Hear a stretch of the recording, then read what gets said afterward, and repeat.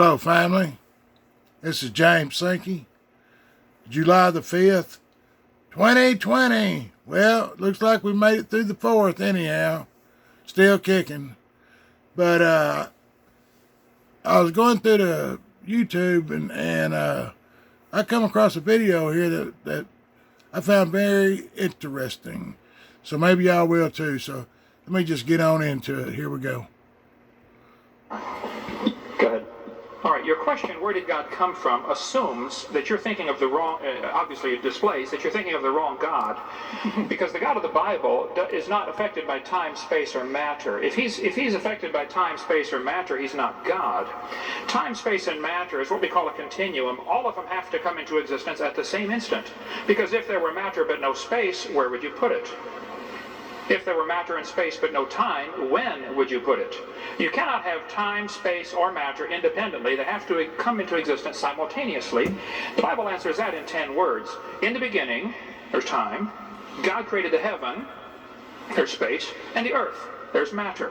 So you have time, space, matter, created a trinity of trinities there. Just, time is past, present, future. Space has length, width, height. Matter has solid, liquid, gas. You have a trinity of trinities created instantaneously, and the God who created them has to be outside of them. If he's limited by time, he's not God. The guy who created this computer is not in the computer. He's not running around in there changing the numbers on the screen, okay? The God who created this universe is outside of the universe. He's above it, beyond it, in it, through it. He's unaffected by it.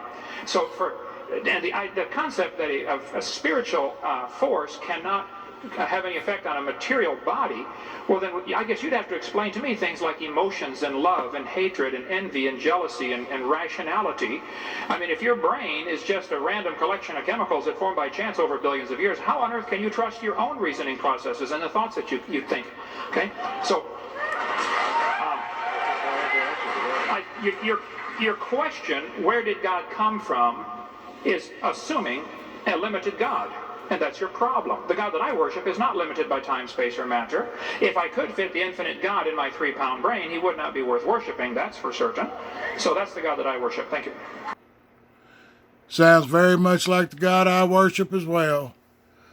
Okay, family. It was God only there. So let's give all praise and glory to the Most High. Him only.